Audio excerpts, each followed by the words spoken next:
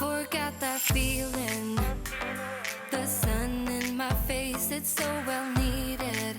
Hey, it's Jackie and welcome back to my channel. For today's video, I've partnered with Revlon yet again as part of the Revlon Tourage for 2019.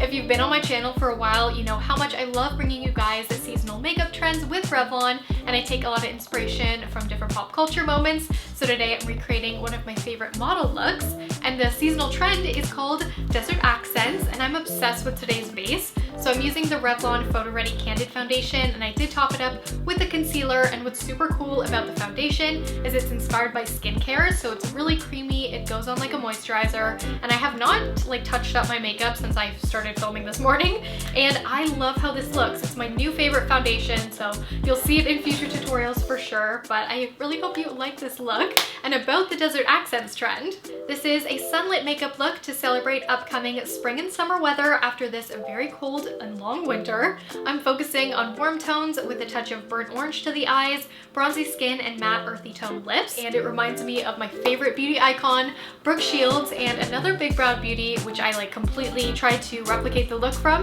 Taylor Hill. So I hope you guys enjoy this look, and if you do, make sure you give it a thumbs up and subscribe for more beauty tutorials. Be sure to hit the little bell notification button so that you're actually notified for my videos. And I'm starting with the Revlon PhotoReady Rose Glow Hydrating and Illuminating Primer. Just place a couple drops into the hands, rub together to melt the oil beads, and apply all over the face for illuminated skin. This water-based primer is infused with hydrating oil beads and pearlescent quartz. I love the packaging, and this gives a great boost to the skin's radiance and has a dewy finish. I also like to add the Revlon PhotoReady primer on my problem areas to smooth pores and fine lines on my forehead. You can see quite a difference with this product, making sure that it's just matter and smoother there. And next up, Revlon PhotoReady Candid Natural Finish Anti-Pollution Foundation. Normally I grab for shade 120, but today, to match Taylor's undertone in the photo I'm recreating, I went with shade 270. I'm applying around the jawline to test the shade, and then I'm blending with the beauty sponge. And as I mentioned, this is a skincare-inspired formula, including great ingredients for your skin. It's powered by antioxidant and anti-pollutant vitamin E plus anti-blue light ingredients, made without parabens, phthalates, artificial fragrances, synthetic dyes, and oil. As you can see, this is blending in, evening out, and enhancing my skin tone, and the amount of coverage for this is medium, but it is creamy and buildable if you need to add more in certain areas. This concealer is also really great. I love the applicator of the Revlon PhotoReady Candid Antioxidant Concealer, and cool enough, the formula is infused with caffeine for a built-in pick-me-up. Gotta love caffeine, and while I don't have too much discoloration after I've already applied the foundation, this does help camouflage under-eye bags and dark circles. Plus I have the lightest shade to highlight under my eyes, jawline, chin, smile lines, and forehead. I just like to blend in with my fingers for this concealer, and then I'm following up with the Revlon PhotoReady Candid Loose Setting Powder, and I'm going to start some more transformative steps to get a Taylor-inspired vibe.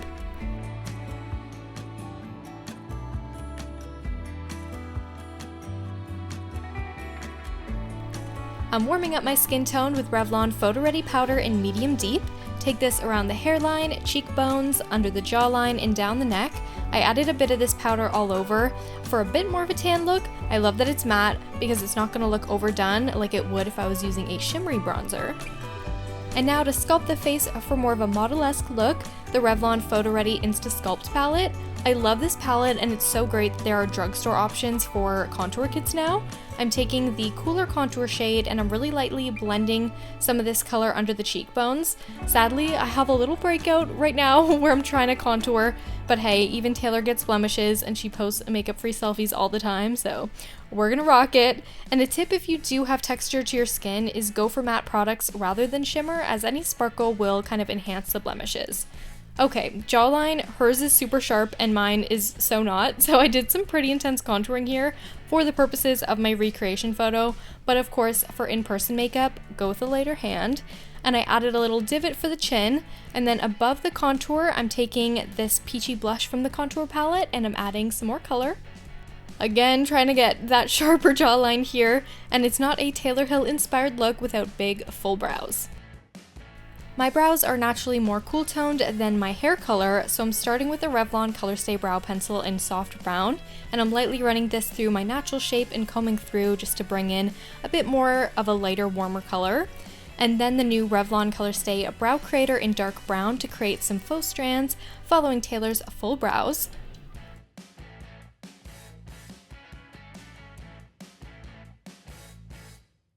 This brow product's a little different from the first one because it has a finer tip for detail, and there's 5 beauty benefits in one. You can fill, define, sculpt, shape, and diffuse with the powder that comes in the product as well. I'm not going to use the powder as I have enough natural brow there after growing them in for forever, but if you do need some extra help, the Brow Creator has got you covered. And if you do add hairs in the front of the brow, try to keep the strokes up higher instead of too low near the nose bridge, as it gives a bit more of an angry appearance. Just trust me, I've made this error many times. And now that the brows are full, it's time for some nose contour. I'm still using the contour palette with a small brush, and this looks strange, but my nose is quite a bit shorter than Taylor's, so to extend the shape, I added a subtle shadow a little bit lower than the nose, and this just creates the suggestion that the nose tip connects further down. And as I always say, this part is just for fun to try to recreate her photo for a bit more accuracy, but a step I love to do regardless is accent the tip of my nose to sharpen the shape, and then shadow between the brows and the nose bridge.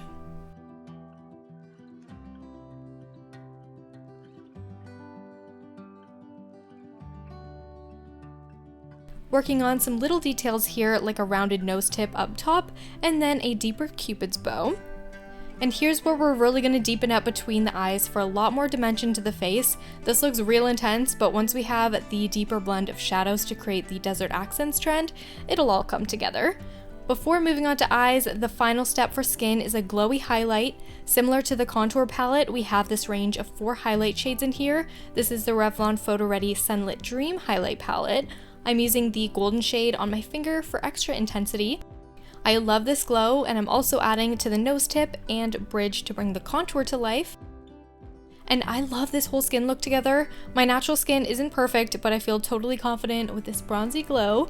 Finally, it's time for the eyes. I love the Revlon ColorStay Looks Book eyeshadow palettes, and the design is this ultra slim micro compact. It fits in your bag for beauty on the go, and this palette is called Mavrick, and it has expertly coordinated color variety within the palette of warm tones, and this will really help get the trend down.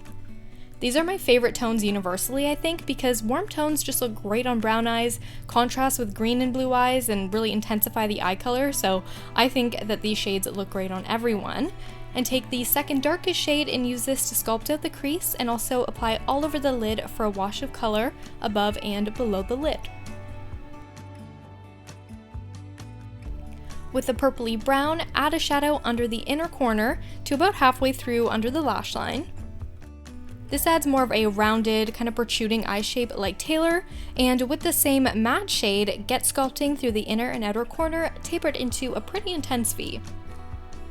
With the bronzy shadow that has some sheen to it, blend closest to the lash line.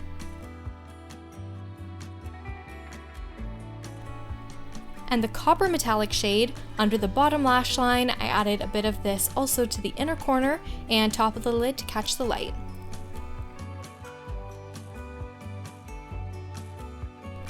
I mix the gold and the lightest shade through my brow bone.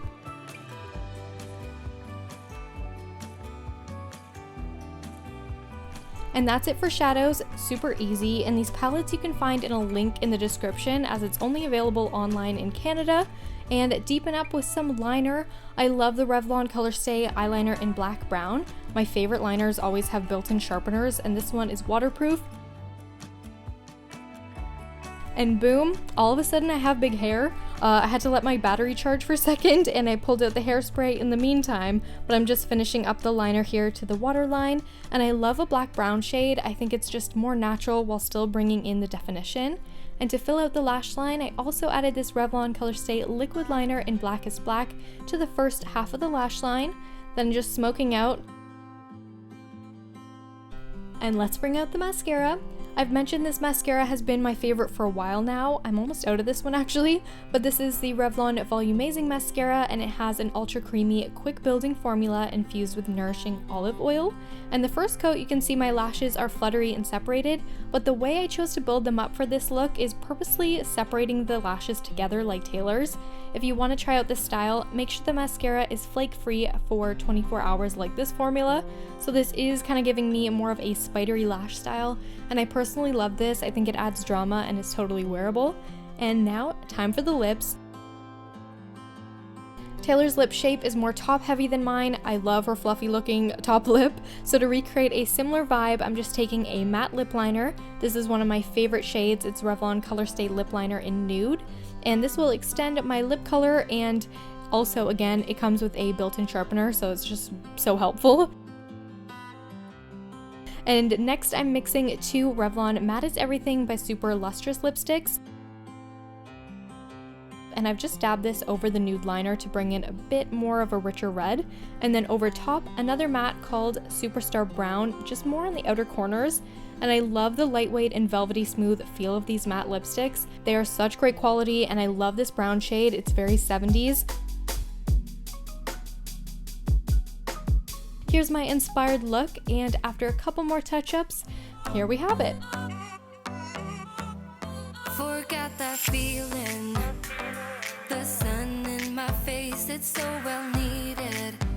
Life will take care of the rest. I hope you enjoyed this Taylor Hill inspired look using the Desert Accents trend with Revlon. And if you did, as always, make sure you give it a thumbs up and subscribe for more beauty videos. I love this robe that I bought for this video. It is so glamorous and very springy as well. So I will have a link down below to this, as well as the eyeshadow palette. As I mentioned in the video, in Canada you can't get this in stores, so order it off Amazon if you are interested. I love this palette. It's a really gorgeous warm tones, which is my favorite for the eyes. And lastly, I really want to know what you guys think of my background. I know it's not like the biggest deal ever, but I hate my wall color, and this is like my whole apartment is this color. And I want to know if you guys think I should paint it or like put a wallpaper, and what color you think would like suit me or this channel, because I'm kind of lost. I'm not that great with like design. I love makeup design, but that's kind of my forte. So if you have any ideas, please comment down below. And I love it when you guys tag me in your photos if you try out any styles. So here are a couple of my favorite photos. As always, thanks for tagging me, and I will see you in my next video.